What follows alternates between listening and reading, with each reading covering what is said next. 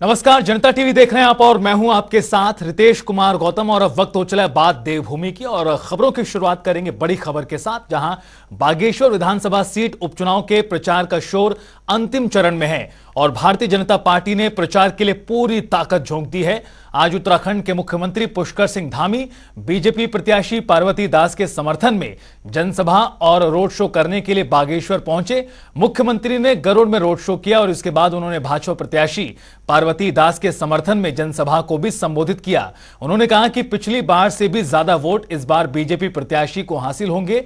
रामलीला मैदान में आयोजित चुनावी सभा में भीड़ देख गदगद हुए मुख्यमंत्री धामी बोले कि बागेश्वर का उपचुनाव भारतवर्ष में एक संदेश लेकर जाएगा। ये चुनाव कोई सामान्य चुनाव नहीं हो रहा, कोई आम चुनाव नहीं हो रहा है। ये ऐसे समय में चुनाव हो रहा है जब बड़ी विपत्ति आई।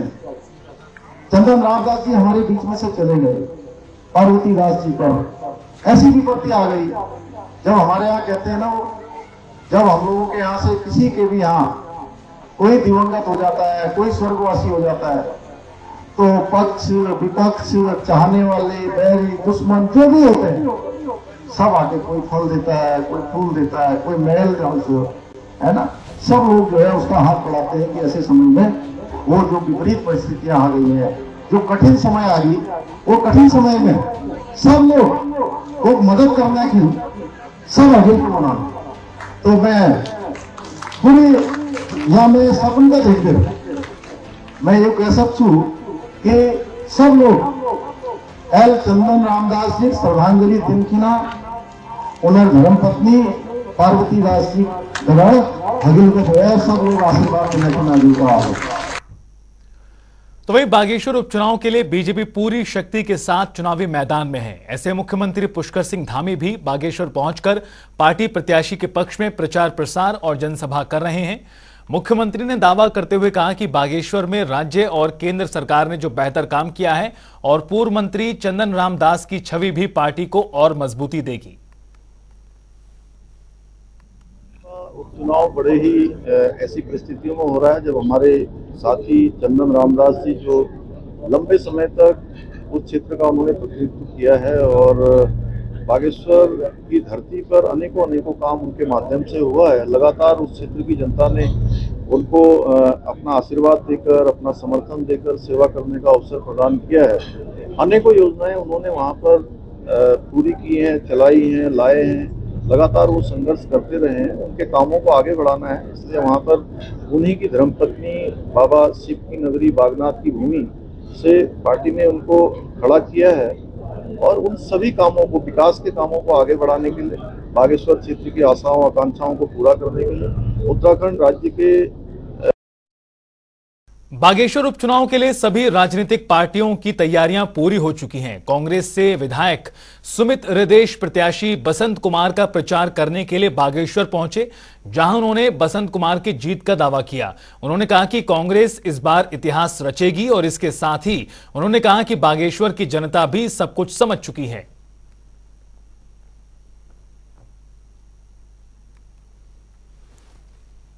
अच्छा चुनाव है। बागेश्वर की महान जनता से मेरी अपील है हाथ जोड़ के कि इस बारी योग्य और ऐसे व्यक्ति को आप भेजिए जो सड़क से सदन तक आपकी आवाज बने और आप वहां श्रद्धांजलि स्वरूप चंदन रामदास जी, ईश्वर से मैं प्रार्थना करता हूं कि अपने चरणों में उन्हें स्थान दे।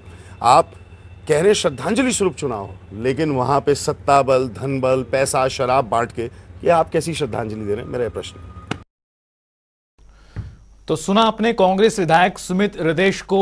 उन्होंने कहा है कि कांग्रेस पार्टी इस उपचुनाव में जीत हासिल करके इतिहास रचेगी। लगातार यहां पर भारतीय जनता पार्टी का कब्जा रहा है, लेकिन इस बार इतिहास कांग्रेस पार्टी की ओर से रचा जाएगा और जो कांग्रेस पार्टी के प्रत्याशी हैं इस उपचुनाव में यानी बसंत कुमार, उनकी भारी मतों से जीत होगी और इसके लिए कांग्रेस पार्टी के तमाम नेता मैदान में जुटे हुए हैं।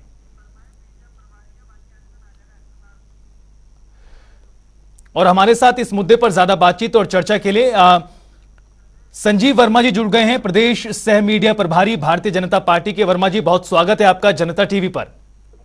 धन्यवाद। संजीव वर्मा जी, कांग्रेस पार्टी का मानना है कि जो बागेश्वर उपचुनाव हो रहा है वहां पर कांग्रेस पार्टी जीत हासिल करेगी और इतिहास रचेगी। दूसरी तरफ आप लोगों का दावा है कि यहां से जो जीत होगी उसका संदेश पूरे देश में जाएगा। किस तरह से आप लोग मैदान में उतरे हुए हैं, चूंकि कांग्रेस पार्टी की ओर से भी ऐसा कहा जा रहा है कड़ी चुनौती आप लोगों को दी जा रही है?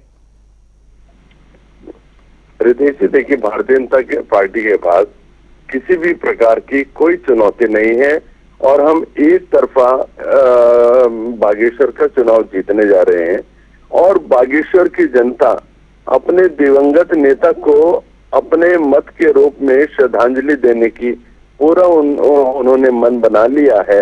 और विकास जो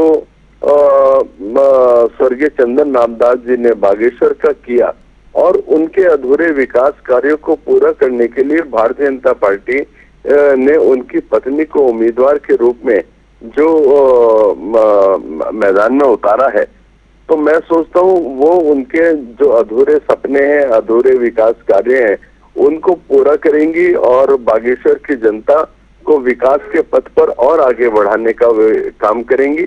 माननीय मुख्यमंत्री जी के द्वारा जितने भी विकास कार्य और जितने भी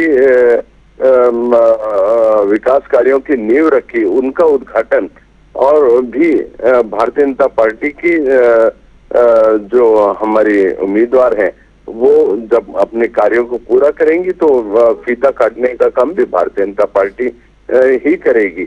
और कहने का भाव ये है कि हमने विकास के एजेंडे पर पहले भी चुनाव लड़ा, विकास के एजेंडे पर हम आज भी चुनाव लड़ रहे हैं और कांग्रेस के हाथ भी पूरी तरह से खाली है। न उनके पास कोई विकास का रोड मैप है, न विकास की उनके पास सोच है। उनके पास केवल और केवल एक नेगेटिविटी है और नकारात्मक सोच के साथ वे लोग चुनाव मैदान में उतरे हैं। चंपावत का जो हश्र विपक्ष का हुआ था, मैं सोचता हूँ वही इतिहास दोबारा रचने और गढ़ने जा रहा है और तमाम विपक्ष उसकी जमानतें पूरी तरह से जब्त होंगी और भारतीय जनता पार्टी का कमल पूरी तरह से हम लोग अपना परचम लहराने जा रहे हैं। जी संजीव वर्मा जी, हालांकि तो कोई भी चुनाव हो वो बहुत महत्वपूर्ण होता है, उसकी अपनी एक अहमियत होती है, लेकिन चूंकि चुनावी साल है, अगले साल लोकसभा के चुनाव है और उससे पहले ये उपचुनाव हो रहा है, कितना महत्वपूर्ण मानते हैं आप भारतीय जनता पार्टी के लिए? चूंकि ये कहीं ना कहीं महत्वपूर्ण आप लोगों के लिए इस लिहाज से भी ज्यादा है चूंकि ये बड़ी कहीं ना कहीं एक तरह से फाइट है। तब जब मुख्यमंत्री पुष्कर सिंह धामी दूसरी बार मुख्यमंत्री बने हैं, उसके बाद ये पहला कहीं ना कहीं मुकाबला दिखाई दे रहा है। देखिए, भारतीय जनता पार्टी कोई भी चुनाव हो, चाहे प्रधान का चुनाव हो, विधायक का हो, सांसद का हो, चाहे किसी भी निकाय के चुनाव हो, हम लोग प्रत्येक चुनाव को पूरी शिद्दत के साथ, पूरी गंभीरता के साथ लड़ते हैं। हम किसी भी चुनाव को हल्के में नहीं लेते और यही कारण है कि जो अपेक्षित सफलता भारतीय जनता पार्टी को सदा से मिलती रही है और मिलती रहेगी। और कांग्रेस के पास आप देखिए, अपना 23 साल इस राज्य को बने हुए हो गए, अभी तक अपना एक अदद कार्यकर्ता भी ये लोग वहां पे खड़ा नहीं कर पाए। इनके पास तो अपने कार्यकर्ताओं का टोटा है, अपने उम्मीदवार का टोटा है और आज इन्होंने ऐसा एक उम्मीदवार आम आदमी पार्टी का इंपोर्ट किया जो कल तक 2022 के चुनाव में लगातार इनके ऊपर आरोप लगाता रहा कि कांग्रेस में तो टिकट बिकते हैं और टिकट बेचे और खरीदे जाते हैं। आज उसी उम्मीदवार को कांग्रेस ने अपना उम्मीदवार बनाया और मैं सोचता हूँ आप बहुत लंबा समय इंतजार करने का नहीं है, मात्र 4-5 दिन के अंदर चुनाव होने जा रहे हैं और बागेश्वर की जनता पहले से ही अपना मन बना चुकी है। वे जानती है कि भारतीय जनता पार्टी का जो भी कार्यकर्ता, जो भी उम्मीदवार होता है, वो पूरी एक साफ नियत और नीति के साथ काम करता है और हमारा केवल और केवल जो एजेंडा है वो विकास का एजेंडा है। विकास के एजेंडे पे हम लोग काम कर रहे हैं और कांग्रेस पार्टी पूरी तरह से नकारात्मक राजनीति कर रही है। इनके पास ना कोई विकास की सोच है, ना विकास का एजेंडा है। जी संजीव वर्मा जी का आखिरी सवाल, और कांग्रेस पार्टी का जिस तरह से प्रचार इस पूरे उपचुनाव को लेकर है, तमाम बड़े नेता यहां पर दिखाई दे रहे हैं और ऐसा माना जा रहा है कि जो प्रदेश अध्यक्ष करण मारा है उन्होंने इसे नाक का सवाल कहीं ना कहीं मना लिया है। पूर्व में जो उपचुनाव हुए या फिर विधानसभा चुनाव में जिस तरह से मुंह की खानी पड़ी कांग्रेस पार्टी को, उसके बाद गुटबाजी को लेकर सवाल उठे। वर्तमान में आप कांग्रेस के कैंपेन को किस तरह से देखते हैं?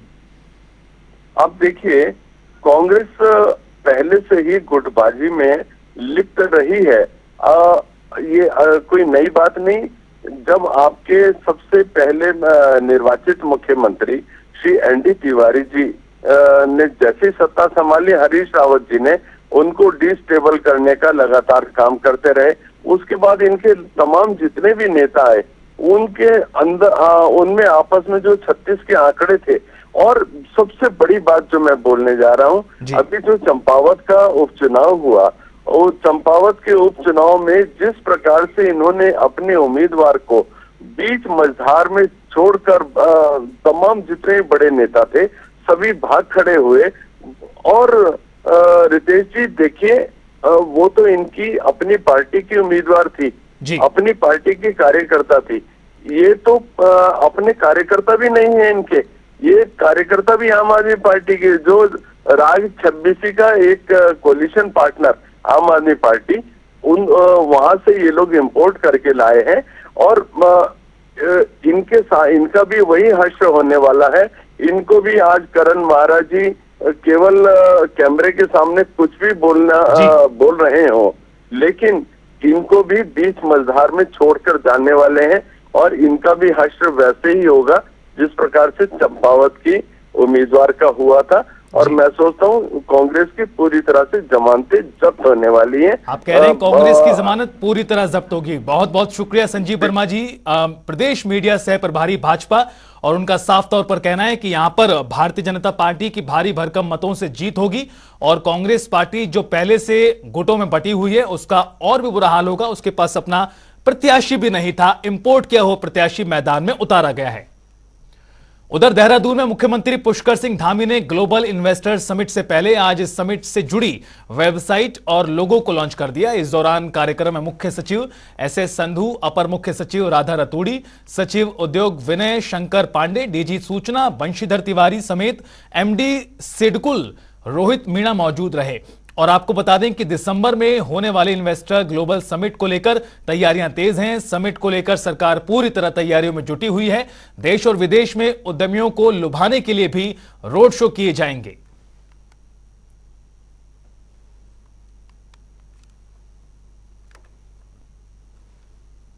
राज्य की इन्वेस्टर समिट है, इसमें सारे विभाग जुड़े हुए हैं और सारे राज्य के ही इन्वेस्टमेंट के क्षेत्र में इसमें काम होना है। सभी विभागों का इसमें अपना अपना अलग अलग योगदान है, अपनी अपनी भूमिका है।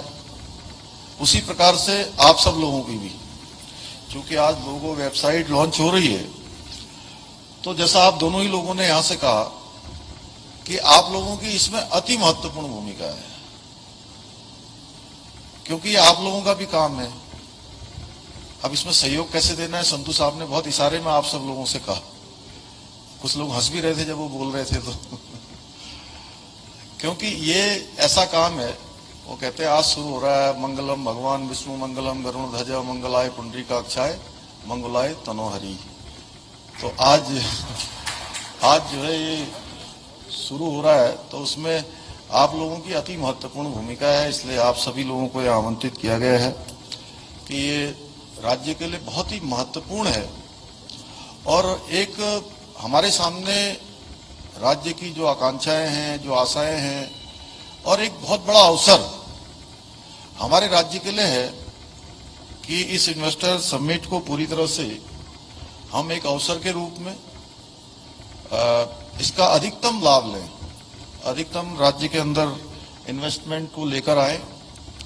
और इसको लेकर जहां हमने पिछले दिनों पहले यहाँ देहरादून में 17 अगस्त को एक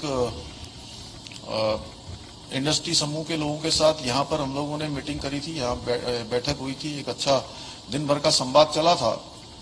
और उसमें भी बहुत सारे सुझाव, बहुत सारे आगे जो काम किए जाने हैं उसके बारे में हमें उन सभी लोगों ने अपने अपने सुझाव दिए। इसके अतिरिक्त अभी 21 अगस्त को दिल्ली में इंडस्ट्री समूह के जो लीडर हैं उन लीडरों के साथ भी हमारी संवाद हुआ, उनके विचार भी हम लोगों ने लिए और बहुत शानदार और बड़ा उत्साहजनक एक वातावरण वहां पर भी बना है। कोई भी इवेंट होता है तो उसके अच्छे अनुभव भी होते हैं, कमियां भी रहती हैं। ऐसा नहीं कि हम जो इवेंट करेंगे उसमें भी कुछ कमियां ना रहें। प्रयास ये होता है कि पुराने एक्सपीरियंसेस से ही हम चीज़ों को सीखते हैं और उस कमियों को दूर करने का प्रयास करते हैं। पुरानी इन्वेस्टर समिट जब हुई थी, पहली इन्वेस्टर समिट थी, उसकी अपनी भूमिका थी और उसने भी काफ़ी अच्छा परफॉर्म किया, मैं इसको दावे से कह सकता हूँ। तो वहीं मुख्यमंत्री पुष्कर सिंह धामी ने वन नेशन वन इलेक्शन को लेकर अपने विचार रखे हैं। उन्होंने कहा कि प्रधानमंत्री मोदी देश को विकास की ओर ले जाने की सोच रखते हैं, वो एक भारत श्रेष्ठ भारत की सोच रखते हैं। मुख्यमंत्री ने कहा कि प्रधानमंत्री मोदी की वन नेशन वन इलेक्शन की बात देश तो निश्चित रूप से अग्रसर करने वाली है और उन्नति की ओर ले जाने वाली है। साथ ही उन्होंने कहा कि हम इसका स्वागत करते हैं और इस प्रकार की व्यवस्था देश के अंदर लागू होनी चाहिए। प्रधानमंत्री नरेंद्र मोदी जी की हमेशा देश को विकास की ओर ले जाने की सोच है, एक भारत श्रेष्ठ भारत की सोच है। दुनिया का नेतृत्व भारत करे, दुनिया का अग्रणी देश भारत बने, उस दिशा में उन्होंने जो वन नेशन वन इलेक्शन जो अवधारणा है, निश्चित रूप से ये देश को अग्रसर करने वाली है, उन्नति की ओर ले जाने वाली है। और श्री रामनाथ कोविंद जी जैसे व्यक्ति जिनका इतना लंबा अनुभव रहा है, देश के राष्ट्रपति रहे हैं, तो निश्चित रूप से बहुत ही उनका इस पद को स्वीकार करना, इस दायित्व को लेना, ये अपने आप में बहुत बड़ी बात है और हम इसका स्वागत करते हैं कि इस प्रकार की व्यवस्था देश के अंदर लागू होनी चाहिए। उत्तराखंड में यमकेश्वर विधानसभा से बीजेपी विधायक रेणु बिष्ट का एक पोस्ट सोशल मीडिया पर तेजी से वायरल हो रहा है, जिसमें वो अपनी ही पार्टी पर सवाल खड़े करती नजर आईं। दरअसल उन्होंने सोशल मीडिया पर लिखा कि यमकेश्वर की जनता के साथ बीते 20 से 22 सालों में छल हुआ है। अब इस पर विधानसभा अध्यक्ष ऋतु खंडूरी ने प्रतिक्रिया देते हुए कहा, रेणु बिष्ट से पहले वो 5 साल यमकेश्वर की विधायक रहीं। इस दौरान सड़क, बिजली, पानी सभी के लिए पूरा प्रयास किया गया।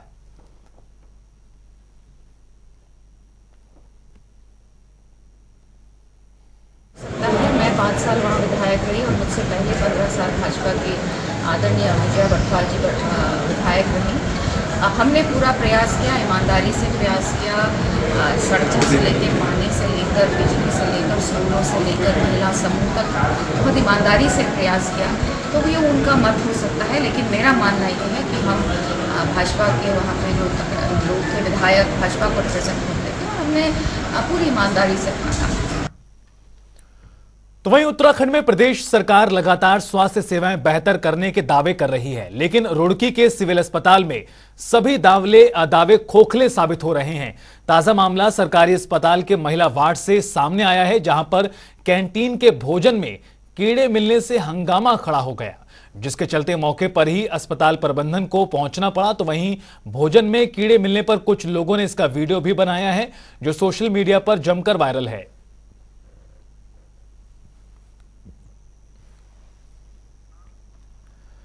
उत्तराखंड में शिक्षा विभाग काफी हद तक बेहतर प्रयास कर रहा है और आपको बता दें कि कुछ दिन पहले राजधानी देहरादून में शिक्षा विभाग ने 2 दिवसीय ट्रेनिंग प्रोग्राम का आयोजन किया था। तो वहीं शिक्षा सचिव बंशीधर तिवारी ने कहा कि आमतौर पर पहली से तीसरी कक्षा के बच्चों को संख्याओं और सामान्य गणित को समझने में दिक्कत होती है। ऐसे में सरकार ने वर्ष 2026 तक हर बच्चे को निपुण बनाने का लक्ष्य निर्धारित किया है और इस लक्ष्य को पूरा करने के लिए लगातार प्रशिक्षण के कार्यक्रम चलाए जा रहे हैं।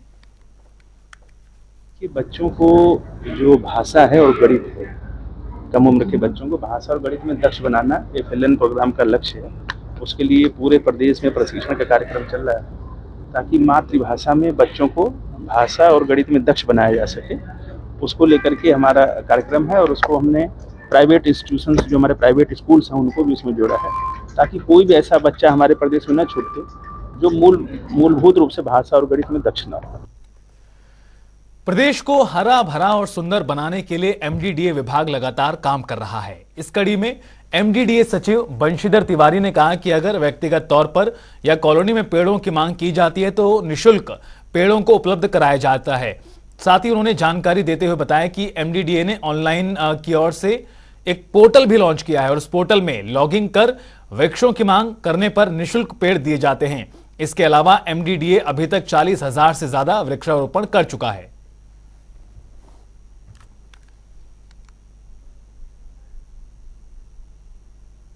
मीडिया के द्वारा अगर कोई व्यक्तिगत और संगठन के स्तर पर या किसी कॉलोनी में अगर पेड़ की डिमांड करता है तो हम लोग निःशुल्क पेड़ उपलब्ध कराते हैं। एमडीडीए ऑनलाइन हमारा पोर्टल है। हमने ये कहा कि उस पर कोई लॉगिन करके अगर हमसे पेड़ की मांग करता है तो हम देंगे। लोगों ने डिमांड भी की, हम लोग दिया भी है और अब तक हम इस वर्ष 40,000 से ज़्यादा पेड़ का वृक्षारोपण कर चुके हैं। हमने ये योजना उसमें लॉन्च की है कि अगर कोई हमसे पेड़ लेता है या खुद का भी खरीद के लगाता है और सेल्फी लेकर के हमारे पोर्टल पर अपलोड करता है, तो जितनी भी पोर्टल पर हमारे सेल्फी अपलोड करेगा पेड़ लगाते हुए, उसमें से रैंडमली हम लोग लाठी निकालेंगे और 10 लोगों को उसमें से साइकिल देंगे, तो स्वच्छ पर्यावरण के लिए प्रेरित करेंगे।